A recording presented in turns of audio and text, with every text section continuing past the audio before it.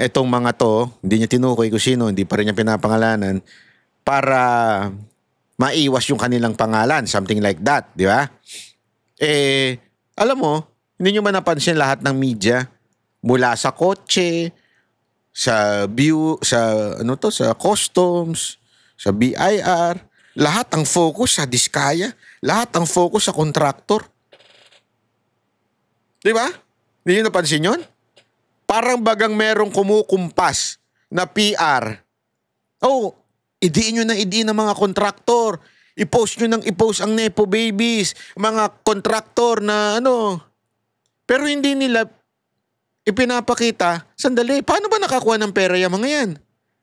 Sinong congressman na naglagay doon ng pera doon sa distrito na yun? Wala nagpapakita niyan.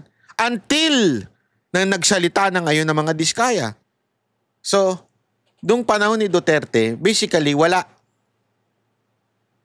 Bumalik na lang sila at yumaman na sila at na-interview na sila at pinagmalaki na nila yung kanilang luxurious life after the 2022.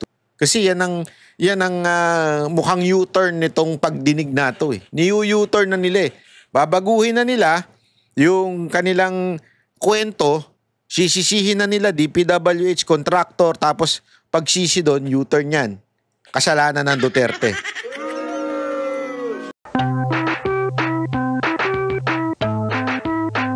Korupsyon sa Ghost Flood Control Project ay nasa House of Representatives ayon sa investigasyon ng Senate Blue Ribbon Committee. Pero bakit ang Senate President ang pinalitan?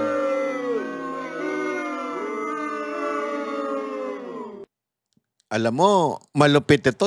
Alam mo dati, di ba, naalala nyo sabi ni VP Sara Duterte, yung peking Panginoon. Naalala nyo nun? Tinawag niyang peking Panginoon yung pangalan ni Romualdez. Tinawag ni VP Sara Duterte yan eh, di ba? Alam mo, ngayon talagang asal ha, parang ganun ang dating ha. Kasi, the name that you cannot mention, minention ngayong araw na to. At dahil doon, naku po, tila merong parusang inabot ang Senado. Ano yun? Tinanggal si Senate President Chis Escudero. Gago! Hindi, alam mo, ito walang biro ito Nung narinig ko yung sinabi ni Escudero na yun, naalala ko tuloy yung alam nyo yung Yahweh, di ba? Yung noon, basta merong konteksto yun sa Biblia, sa Old Testament na hindi pwedeng banggitin yung pangalan or symbol. Kaya symbol lang yun, tapos dinagdagan na lang di ba? Sabi ko, yun ang talagang Panginoon. Ito, peking Panginoon. Nung nabanggit, tanggalin yan. Ang tanong banat bay, ito lang ang tanong, bakit siya natanggal? Di ba, pag ikaw tinanggal, ibig sabihin yan, majority. Oo, tama kayo dun. Majority, natanggal. Bumoto para kay Soto, yung pinalitan.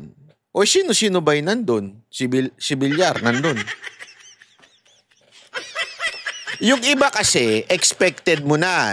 Halimbawa, yung mga dilawang pinklawan dyan. Di ba? Hindi ko nga maintindihan dito sa mga hinayupak na pinklawan na to Katulad ni Untiveros, si Bam Aquino, si Kiko Pang... Alam mo, eto lang kasimple yan Hindi ko magets dito sa mga pinklawan na ito. Supposedly, dapat minority sila. Bakit minority? Kasi, alam naman ng lahat, kahit i-deny pa, kahit sabihin pang paulit-ulit that the legislative branch is a separate branch and independent, ay malaking katarantaduhan yan. Alam naman natin, ang kumpas nang gagaling sa Malacanang. Pag ikaw ay panahon na para ma-replace, panahon na. At yung kumpas na yan ang gagaling yan sa Malacanang.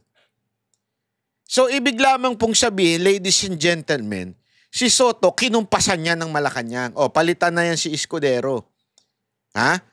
Mamaya may kikwento ko sa inyo kung bakit pinalitan si Escudero. Mamaya, unya-unya, daan-daan lang. Ipapaliwanag ko sa inyo ng unti-unti kung bakit nangyari ito mga nangyari ngayong araw na ito.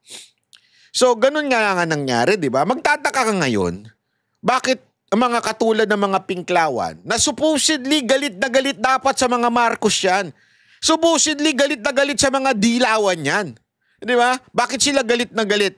Naalala ninyo? Di ba? Kung ano-ano tawag nila kay Marcos, diktador, lahat. Pero bakit ngayon? Nasa majority na itong mga hindot na ito. Tama, mali. Bakit ngayon? Nandyan na yung mga yan. Oh. May narinig akong bumubulong. Ano? Pera? Campaign fund? Hindi. Narinig ko lang naman yun. May ipis bumubulong sa akin eh. Narinig ko, sabi, baka naman campaign fund yan. Oh. Pero siyempre, expected na natin yan. Bakit? Gusto nilang ma-impeach si BP Sara Duterte. Alam naman natin si Soto atat na atat i-impeach si BP Sara Duterte, di ba? Alam natin yan. Atat na i-impeach si BP Sara Duterte yan. So, posible yun. Ang hindi ko magets, itong mga bilyar. Hindi sorry supposedly una-una. Kayo, ikaw, Camille, makinig ka sa akin Madam Camille. Kung hindi ka sumabit kay BP Sara Duterte, hindi ka mananalong senador. So, ibig sabihin, manggagamit ka? Gago! Ngayon na nakaupo ka na, manggagamit ka at ginamit mo lang si BP Sara Duterte? Naku po.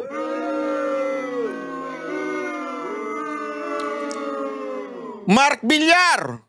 Naku, ikaw pa naman, naku. Mark Villar, ikaw pa naman ay naging sekretary ni Pangulong Duterte. O baka naman, baka lang dahil nasasabit ang DPWH.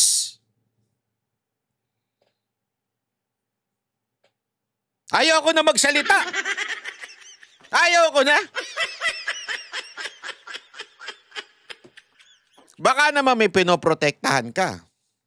Baka lang. Ako'y nagtatanong lang sa'yo. Baka naman natatakot ka. Di ba?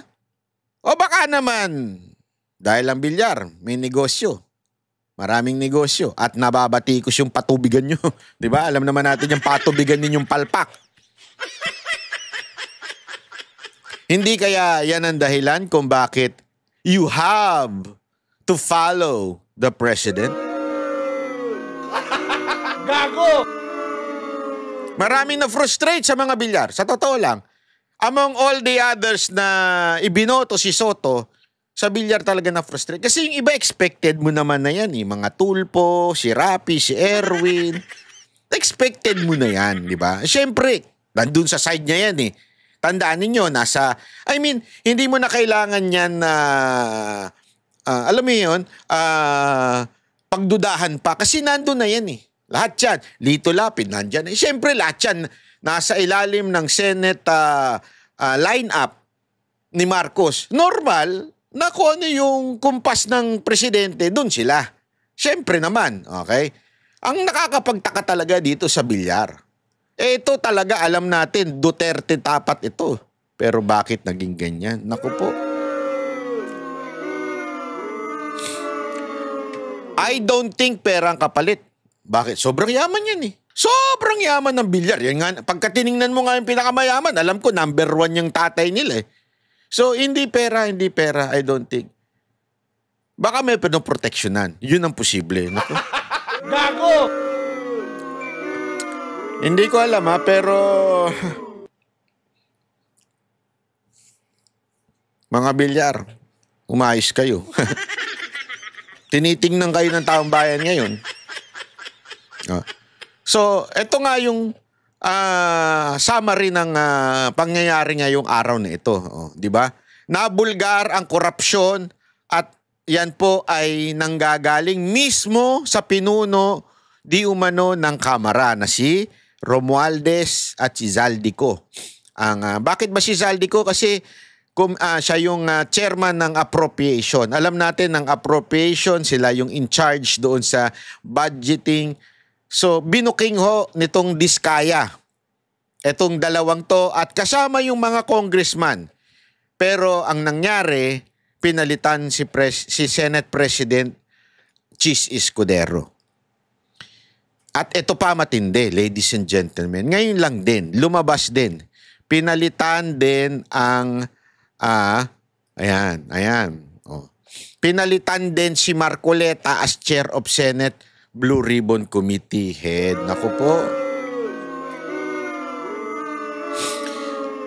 Alam nyo, mga kababayan, ito isa sa mga frustrating na nangyari ngayong araw na ito. Kasi, ako masungit si Marcoleta. Okay? Pero tamang-tama siya doon as a chair ng, o chairman ng, o chairperson ng Senate Blue Ribbon Committee. Una, abogado. Pangalawa, grabe talaga mag-imbestiga. At ako, nakikita ko, napaka-independent. As a matter of fact, nagulat nga yung lahat ng nung biglang bumanat siya kay Estrada, di ba? Kay Jinggoy, sabi ba naman niya, ligtas ka na. Alam mo, ganun siya ganun siya, masasabi nating totoong tao. Di ba? Basta, ito talagang sa tingin ko banateros talaga dating nito Di ba? Talagang totoong tao siya Bitaw talaga kung bitaw. Tapos biglang papalitan. Pagkatapos ng isang matinding accomplishment. Accomplishment yun, ladies and gentlemen. Mamaya makikita ninyo, papakita natin sa news, di ba? Si Romualdez, pinangalanan. Si Zaldico, naimbitahan niya pa si pangalan nito? Si Tiangco, at doon, pinakita talaga yung inilagay na pera ni Zaldico sa mga distrito. Yeah? According to Tiangco. So, kung accomplishment at accomplishment, kauupo pa lang ng mamang to, si Marcoleta. And yet, ang dami ng accomplishment. Pero ladies and gentlemen, grabe Grabe. Isang ganun Alam mo, hindi mo talaga matatanggal sa isip ng mga Pilipino na kaya tinanggal ito dahil may nakantil. Merong nakantil. Alam mo, dito mo makukunik makukunik mo talaga dito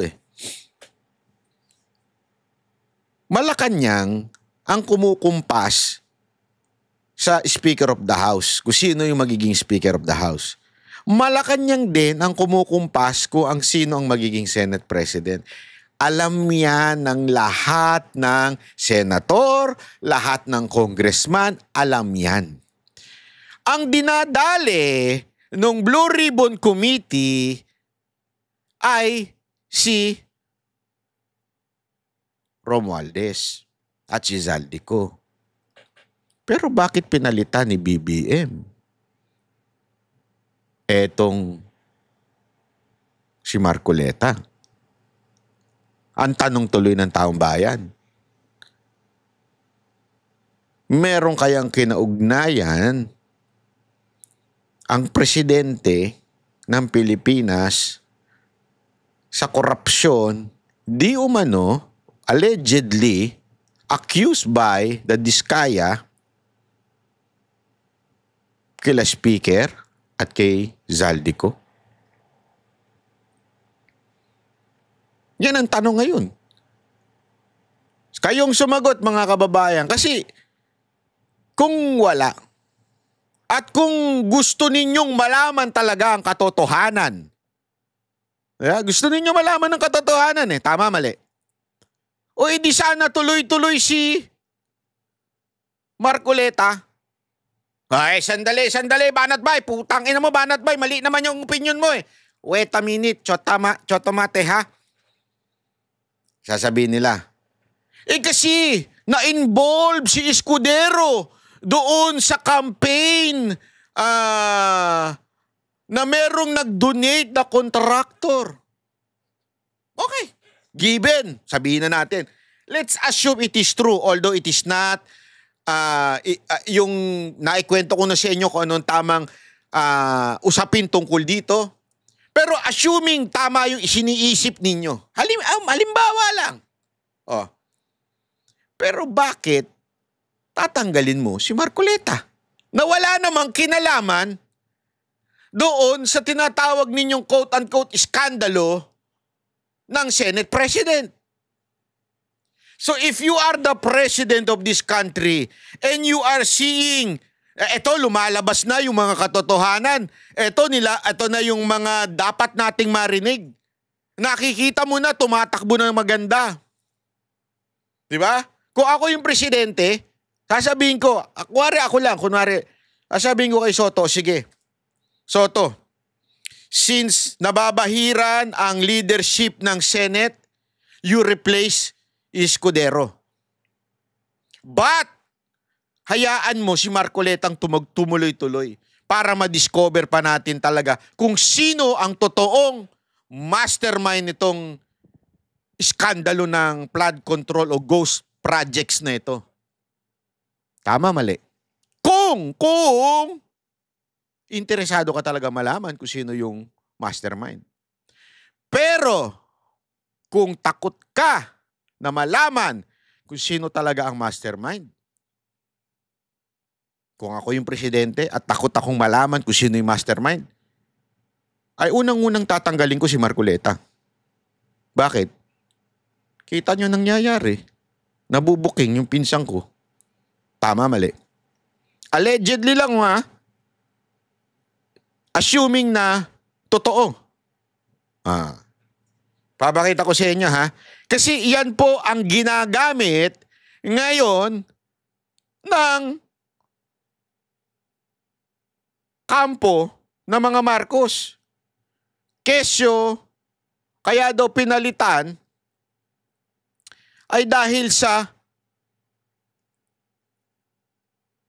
eto daw si Escudero ay nasasangkot sa mga issue. Ako, ladies and gentlemen, sa tingin ko, ginamit lang yan. That's the truth. Hindi, wala akong biro. Sa tingin ko talaga, ginamit lang yung issue na yan para talaga po ay matanggal si Escudero at mapalitan si Marcoleta. Kasi may balita ako. Gusto niyo na malaman kung ano yung balita ko? Wag muna. Sige na, sabihin ko na. Meron kasi sa akin nagkwento. Yung ano ko dyan, yung ibong tiririt. May ibong tiririt ako sa loob ng Senado May ibong tiririt ako. Eto, atin-atin na lang to. Kinuwento lang sa akin ng ibong tiririt ko dyan sa Senado. Sabi sa akin, bala kayo kung maniniwala kayo o hindi. Basta ito, kwento lang sa akin ng ibong tiririt ko dyan sa Senado. Sabi sa akin ng ibong tiririt ko dyan sa Senado, alam mo ba kung bakit nagpalit? Bakit? Kasi ganito. Sinabihan daw, di umano, allegedly, si Chis Escudero at sinabing patigilin si Marcoleta at palitan. Or more or less, ikabig. Ikabig ang direksyon na hindi tatamaan ang mga pangalang hindi dapat binabanggit. Grabe, parang Panginoon, ano? Grabe, no? Kabigin. Tanggalin. Si Chis Escudero daw, nanindigan. Sabi niya, wala sa akin yan. Nakadepende yan kay Senator Marcoleta. So, whatever ang kanyang direksyon, hindi ko pwedeng pakialaman. Yun daw ang sabi. At yun na nag-trigger para, ganun, sabi. Ganun. Okay. Sige. Kaya, tinanggal si Escudero. Ayaw mong sumunod. Okay. Tanggal ka. Eto mantakin mo. Kababago lang na tinanggal si Escudero bilang Senate President. Ang una kagad pinalitan ay yung Blue Ribbon Chair. Ladies and gentlemen, nakakagalit. Nakakagalit po yung ganong klaseng, sabi ko alam mo,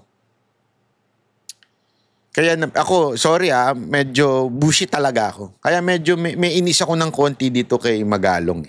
Sorry to say Magalong, pasensya ka na. Ayoko ikaw banatan pero naano kasi ko na supposedly dapat sana aattend ka ngayong araw na to, nung Monday, di ba? Pero anong drama mo? Ang drama mo, hindi kasi doon ang battlefield sa Congress. Sir, ayaw nga kayong imbitahan doon. Anong gusto mo? Doon ka sa battleground doon sa Congress. Sa Kamara ang battleground. Ayaw ka nga papuntahin doon kasi ayaw ka nga nilang pagsalitain. Tapos ayaw mo pang magsalita. Ngayon, pinapupunta ka ni Marcoleta, di ba?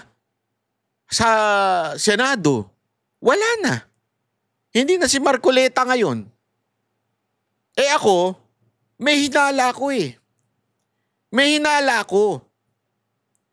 Nakakabigbigla itong Blue Ribbon. Ang pupuntiryahin nila ngayon, kontraktor na naman at DPWH. Iiiwas nila yan doon sa binanggit ni Diskaya na mga congressman. Including Romualdez and Saldico. Kakabig yung Blue Ribbon na yan. Why, bakit nyo tumatawa? Nainis nga ako Hindi totoo. Kaya yung, sorry Magalong as much as I want to like you because you are quote-unquote anti-corruption, pero yung drama mo wala na. Asa na? Aantay ka pa ng panahon. Today is the time. Wala ka na ngayon. Ano na mangyayari? Busta tayo, kakabig yan kakabig yung Blue Ribbon na yan Bakit? Yun nga yung narinig natin sa ating ibong tiririt. Hindi kasi marunong sumunod si Escudero sa kumpas. Kasi ang gusto, alam nyo, imposible kasi hindi alam ni Marcos yung kalakarang nangyayari. Ano siya, tanga lang ba talaga siya? Yung kalakaran ng korupsyon pagdating sa mga proyekto. Alam niyan. Si Pangulong Duterte nga, di ba? Naglalabasan yung video niya na sana kung magkaroon ng, napanood ko yung video niya, yung the big one, yung earthquake daw. Sana dito na magsimula. Ito ang sentro dito sa Kamara. Kasi alam niya, and every one of us knows, without the Congress or the House of Representatives magbibigay ng allotment sa mga distrito, walang mananakaw ang DPWH at kontraktor. Ano yun, Mr. Marcos? Tatanga-tanga ka na lang ba talaga? Imposibleng hindi mo alam niya. Alam mo yan. Alam mo yan. Kasi alam ko, naging congressman ka din, naging senador ka, so alam mo yung ganyang kalakaran. I'm not saying you're part of that kalakaran, pero you know that. The insertion ng gagaling yan sa Kamara. Pero bakit ayaw mong pangalanan yung pinuno niyang ganyang klaseng korupsyon? Di ba? Kaya tuloy, yung ibong tiririt na nagkikwento sa akin, tila totoo yung sinasabi. Kasi yung sinasabi doon, hanggang ano lang kayo, hanggang DPWH at saka kontraktor lang kayo. Yun lang ang tirahin ninyo. Kaya lang naging iba ang direksyon ni Marcoleta. Biglang, kasi I don't think, kasi remember, bumitaw si Marcoleta eh. Ano sinabi niya? Noong isang araw, bumitaw siya. Sabi niya, kung magsasalita at something like this, hindi exact words ha, itong mga kontraktor at may babanggiting mga pangalan na talagang part nitong korupsyon na ito, ay maaari silang ipasok sa bilang state witness o di kaya puprotektahan sila ng Senado. Doon, marami nang napraning doon. Kilala nyo naman si Marcoleta, matapang eh. Marami nang napraning doon and lo and behold, mantakin mo, pagkatapos, banggitin ng Diskaya itong dalawang pangalan na ito. Biglang sibak si Escudero. Kaya nga yung sinasabi nilang justification nila, di ba? Sabihin na natin, gina-justify nila yun because of that Senate involved sa ganito, sa ganyan, di ba? Yan ang ano nila, yan ang kwento nila, di ba? Justified. Pero bakit pati si Marcoleta? Hindi, yun lang ang tanong ko eh. Bakit pati si Marcoleta nadamay? Yan ang tanungin natin. At ako, eto hindi kaya magalit ang iglesia dito? Ako nagtatanong lang Kasi alam naman natin na talagang si Marcoleta ay kita nyo naman nung nagkaroon ng rally, siya lang ang pinayagang magsalita ng iglesia. Ibig sabihin talagang somehow, hindi ko sinasabi may katungkulan siya doon, pero alam mo yun, malaki yung ano niya, malaki yung kanyang parte doon. O malaki yung kanyang influence, how do you say it? Somehow, meron siyang may hatak siya doon sa iglesia. Ito kayang pagtanggal sa kanya sa Blue Ribbon, hahayaan lamang ng iglesia ito? Hindi natin alam. Kasi even if ganito ang nangyayari, kasi remember, nanindigan sila doon sa impeachment. Di ba? Ayaw nila ng impeachment.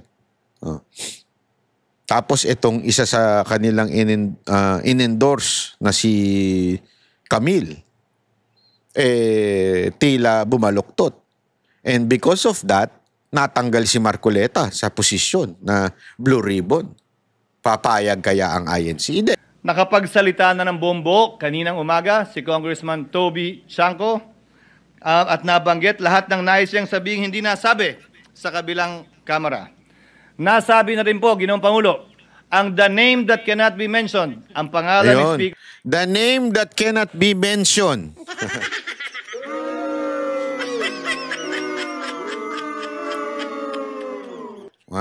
The name that cannot be mentioned. Alam niyo na kung sino.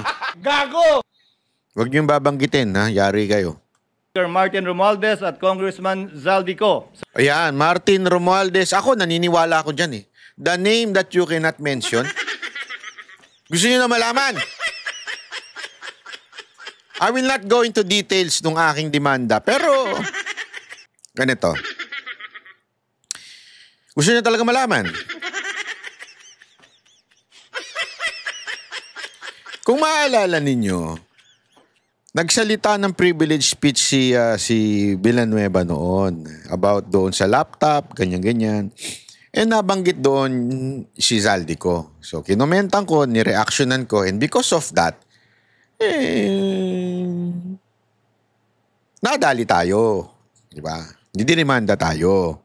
Okay, karapatan naman niya magdemanda. Wala, ganun talaga. I mean, ganyan na kinakaharap natin. Tapos, may mga tao, nakakilala ko, na kakilala daw nila si Zaldico, ganyan-ganyan, usap-usap, sabi. Tapos may mga gustong mag-ayos. Parang sinasabi nila, ayusin nyo na lang yan, ganto-ganto, bla bla bla bla bla bla. Sabi ko, I mean, una-una, I just reacted and did not accuse. Okay? Hindi ko naman in-accuse. Nag-react lang ako kay Villanueva.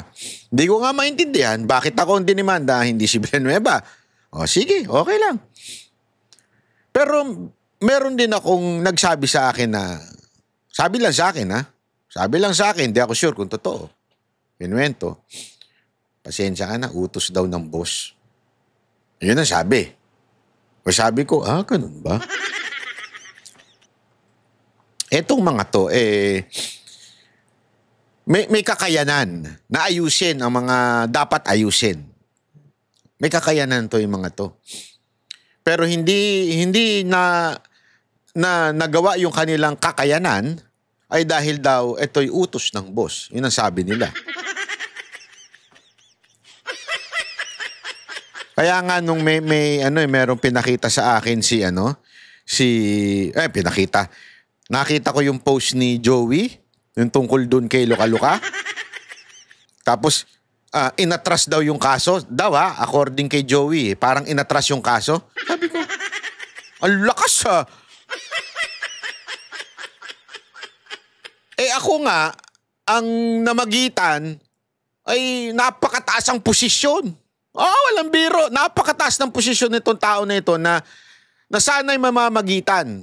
Wala siyang nagawa Kung pwede ko lang sanang banggitin yung pangalan niya Sa sobrang taas niya, sobrang taas na wala nang tataas pa. Para mag-ayos supposedly. Supposedly hindi na ayos Bakit? Utos nga daw Sabi ko, ganun pala katindi. Sabi ko, ganun pala katindi yung sabi ko, lupit nun Tapos nung nakita ko yung kay Luka-Luka na pinost ni Joey, na ayos. Wow! Gago! Hindi ko minamaliit yung yung parang sa akin, sinasabi nga dito, the name that you cannot mention. You cannot mention their names. Dahil kilala po talaga yung mga yan na pag hindi ikaw nag-ingat, yari ka. Abutin mo talaga korte. Kaya pansinin nyo dito yung tono ni Escudero dito. Ito na yun This is a giveaway. This is a giveaway of what really happened, bakit siya napalitan. Because the name that's supposed not to be mentioned were mentioned. Yun na yun Ito na yung mismong dahilan kung bakit ako napalitan. The name that you cannot mention were mentioned by Marcoleta. I mean by the committee of Marcoleta. So therefore, you know why I'm being replaced. Yun na lang kasimple yun, ladies and gentlemen. Kaya lang, ang binanggit ay si Romualdez at si Zaldico, pero ang may kapangyarihan magtanggal ng Senate President ay ang Presidente. Ang tanong tuloy ng taong bayan, meron din kayang umaabot sa Presidente?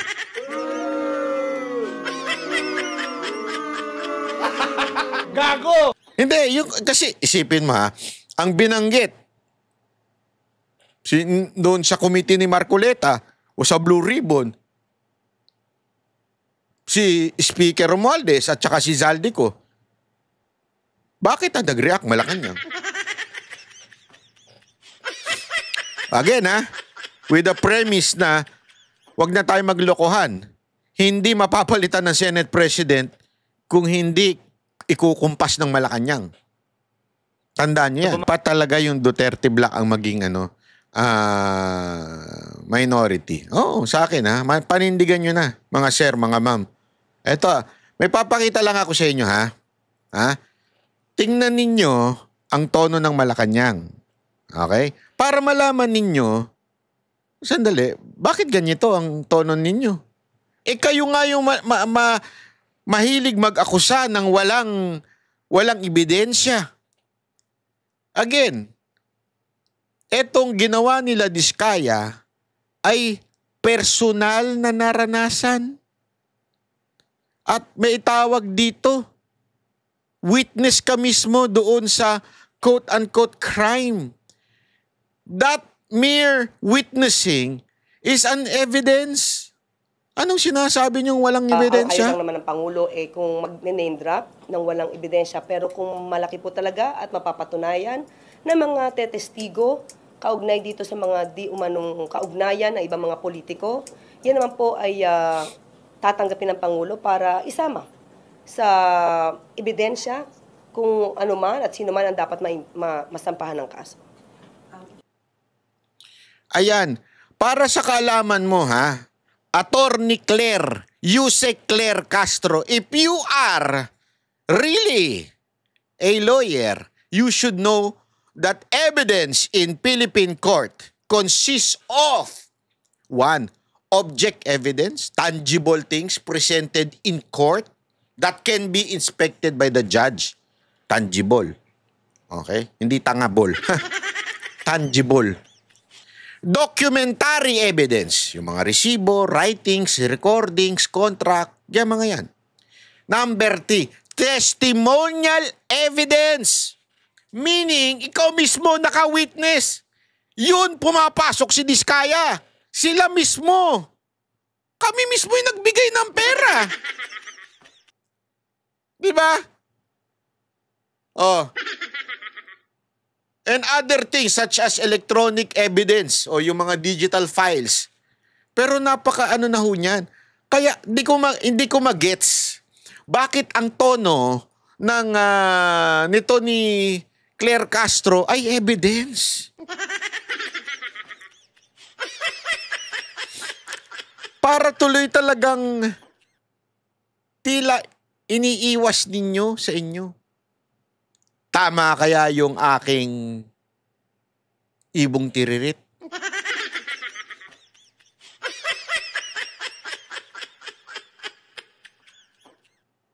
Na sinabi na talagang kaya pala sinipa si Escudero ay para patigilin at baguhin ang direksyon ng Blue Ribbon Committee? Gago! Hindi, titignan natin. Kaya nga, alam mo, hindi ako magsasalita ng tapos. Pero, mga kababayan, bantayan natin ito. Delicate so ito.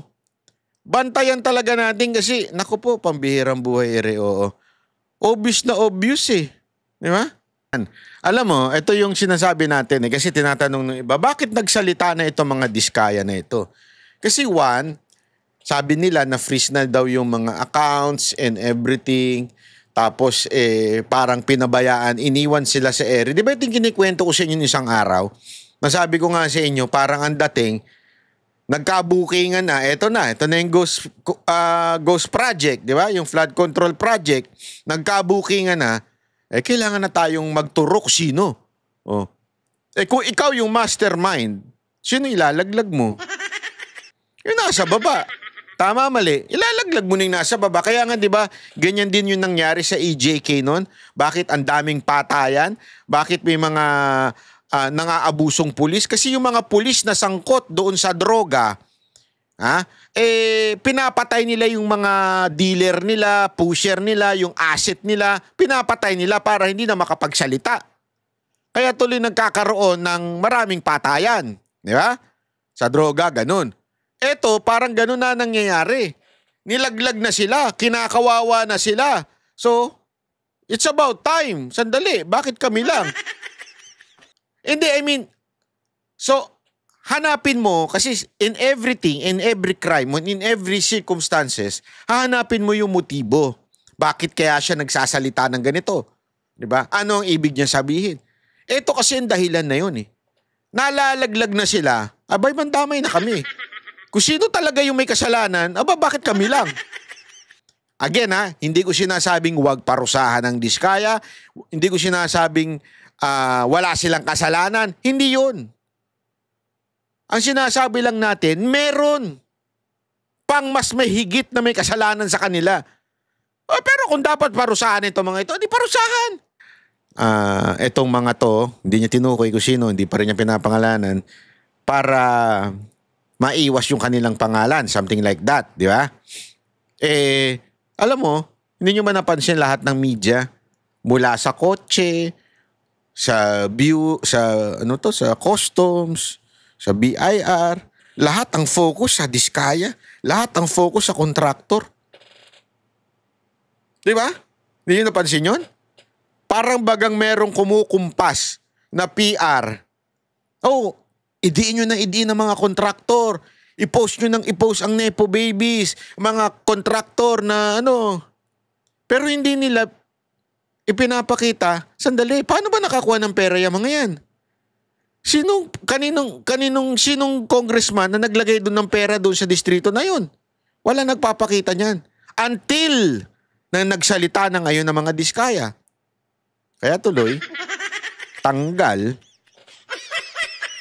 si Escudero at saka etong si Marcoleta. Naku po. Gets nyo na. Para at least alam nyo na kung bakit sila nagsalita. Kasi tama nga naman, tangina. Kawawa na kami sa publiko. Tapos hindi namin sasabihin yung totoong mga nanghingi sa amin. Hindi. Kumita sila.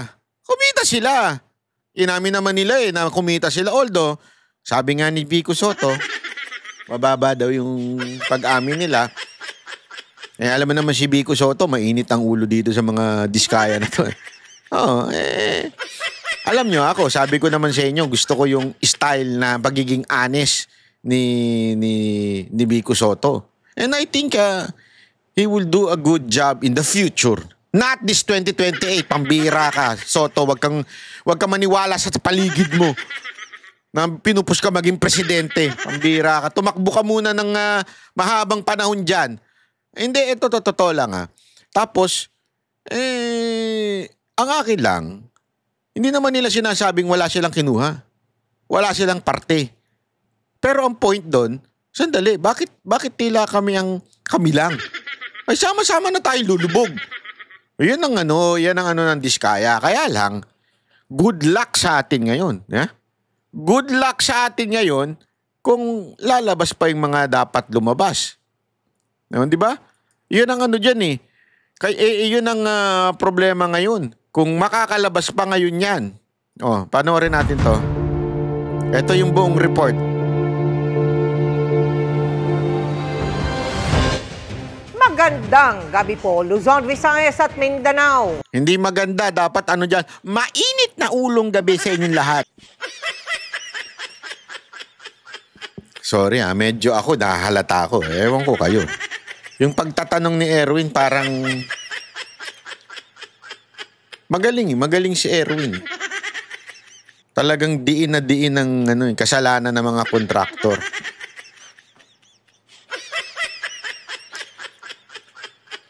Hindi, sa bagay, sabi nga nila, 'di ba, para makaiwas doon sa totoong issue, doon ka sa doon ka sa bumanat sa mga sa ganito, yung mga yan. Kasi ganoon ang nangyayari ngayon, mga kababayan. Tila talagang pinupuntirya etong mga kontraktor. Kaya nga kanina, eto na-observe ko lang. This is my personal opinion. Si Diskaya, nireveal ko sino talaga yung mga congressman na ulul. Di ba? Nireveal niya kung sino talaga yung mga nangihingi. Yung iba, tila parang nagbingi-bingihan, nagbulag-bulagan doon sa revelasyon ni Diskaya. At ang idinidiin pa rin, siya. Parang, ewan ko. Obserbasyon ko lang naman po yan. I might be wrong. Pero, parang ganun ang ginawa ni Erwin Tulfo. Pahihirapan talaga para maging state witness, Soli, paano mo susoli? Nagastos na nga. Hindi, I mean, I understand dapat isoli, Siguro, kunin na lahat niyong mga gamit na natitira pa. Pero kung expect masoli lahat, napaka-imposible na nun. Ano, hindi kumakain? Hindi nagbabakasyon? Hindi nagpapagas? Siguro sabihin mo, yung mga natitirang yaman nila, ibigay na nila, isoli nila. Then mag-state witness sila. Yan, agree ako dyan, di ba? Pwede yan. Pero, hindi parang sabihin mo na lang na ayaw nyo. Di ba? Kasi parang bagang pinahihirapan nyo pa. Sila na nga yung binuking na nga yung mga dapat bookingin. Tapos parang pahihirapan pa talaga sila mag-state witness. Hindi, alam nyo, mahirap tong ginagawa nila. Bakit? Kaliwat kanan ng libel na kakaharapin ng diskaya. Kasi kailangan mong patunayan lahat ng sinabi mo. At pag hindi mo napatunayan yan, libelous yan.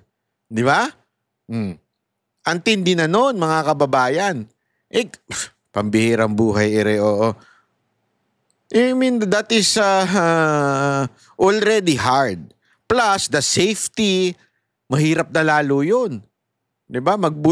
Sabi nga ni Chis Escudero, you mention the name that should not be mentioned. Napakahirap na hunong ganong klaseng bagay. Talagang dali ka na doon, ladies and gentlemen. Tapos, pahihirapan nyo pa maging state witness. Diba? Parang, di wag na lang. Parang ganon. Alam nyo, ganito na lang. Okay? Ganito na. Tama na. Tama na. Ako na nagsasabi. Tama na. Wag na nating solusyonan tong putang inang korupsyon sa Pilipinas. Wag na. Ayaw nyo naman eh. Wag na lang. Ayaw nyo naman.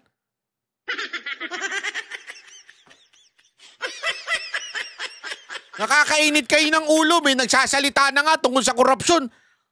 Papalitan ng Senate President, papalitan yung Blue Ribbon. Tapos ito, pahihira. Wag na! Ayoko na! Lukuhan to eh. Alam niyo, naglulukuhan na lang tayo. Tigil na natin to. Tigil na. Ayoko na. Yan ang Banateros. Joke lang po. Kayo naman masyado na maka-excited. Umiinit ang ulo ko. Hindi kasi nakakainit ng ulo eh. Di ba? Nakakainit ng ulo. Grabe, no? 13.8 billion. Naku, grabe, no? Ladies and gentlemen. Grabe po yun. I mean, ganito. Isipin nyo na lang na mabuti. Sabihin na natin, halimbawa lang, sinungaling si Diskaya. Halimbawa lang, sinungaling tong dalawang mag-asawa na to. Pero sandali. Ayon kay Tiangco, etong si Zaldico, siya daw yung naglalagay, nagpa-parking. Di ba? Yun yung words. Meron pang ang pangalawa, sagasa eh. Di ba? Sabihin, pag sinagasaan ka, hindi mo gusto. Eto, parking. Para bang pumapayag ka na maglagay muna ng budget dito. Why would Zaldico, according to Tiangco, magpa-park ng mga projects sa iba't ibang distrito? I mean, come to think of it, you are representative of Ako Bicol. Diba? So, siyempre, nakalagay yan sa iyong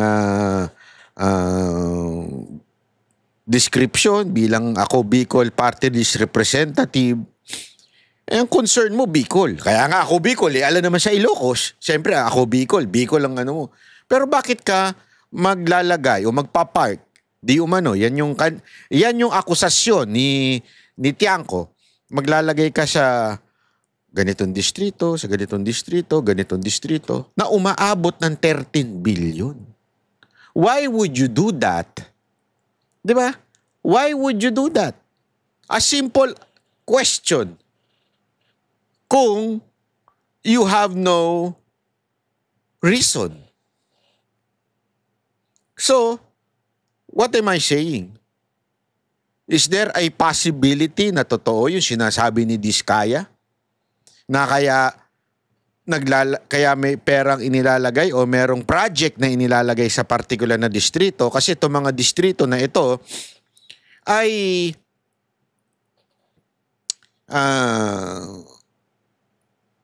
allegedly, meron daw ibinibigay yung may porsyento daw si Zaldico at saka si Speaker according to Diskaya. Kaya nga alam mo magandang gawin dyan. Ako naisip ko ito gawin nila dyan. Ano yun? Saan ba yung sinasabi ni Tiangco na pinark yung pera? Ay, pera talaga. Sorry. Not pera. Budget. Sa project. Ito. Aling mga lugar yun? Tingnan nga natin kung tutugma yon doon sa mga congressman na sinasabi o tingnan natin kung may proyekto doon si Diskaya. Tama, mali. Yeah? Titignan mo ngayon. Halimbawa lang, District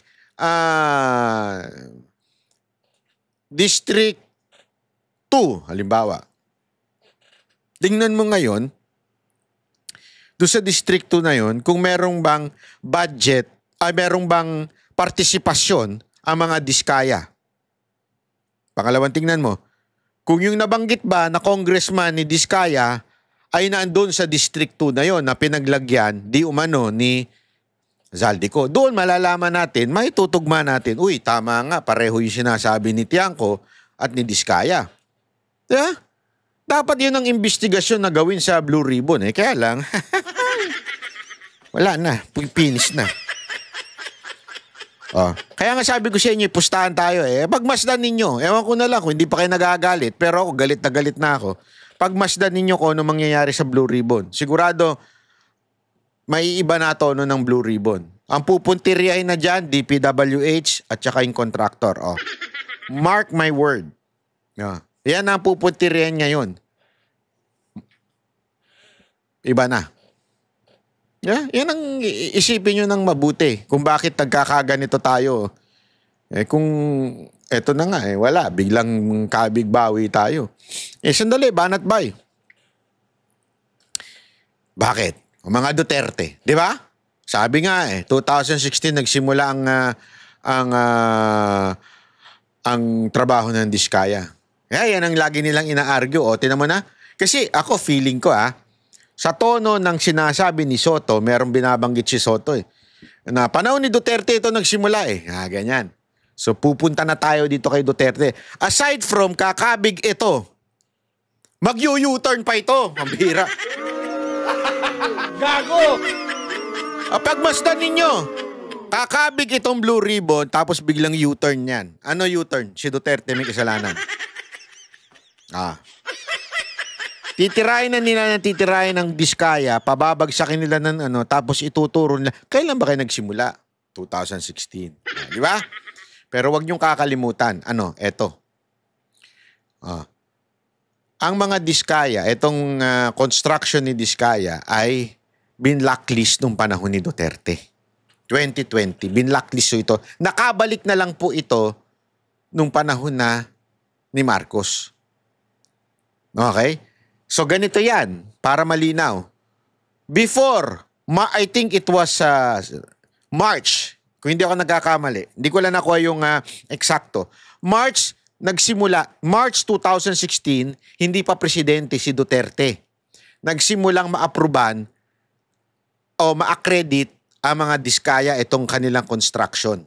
Itong kanilang firm, itong kanilang kumpanya. It was not the time of PRRD. March 2016.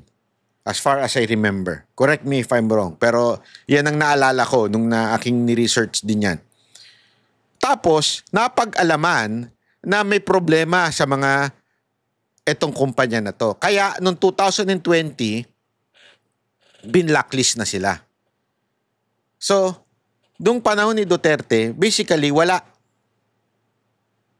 Bumalik na lang sila at yumaman na sila at na-interview na sila at pinagmalaki na nila yung kanilang luxurious life after the 2022. Doon sila maraming proyekto. Yan ang dapat puntiryahin. Kasi ngayon, may mga nagsasabi, bakit inaano nyo lang ang Marcos? Ba't di nyo inaano nagsimula sa mga Duterte? Hindi ho nagsimula sa mga Duterte.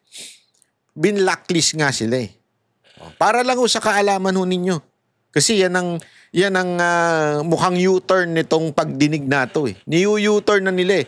Babaguhin na nila yung kanilang kwento, sisisihin na nila DPWH contractor, tapos pagsisi doon, U-turn yan. Kasalanan ng Duterte.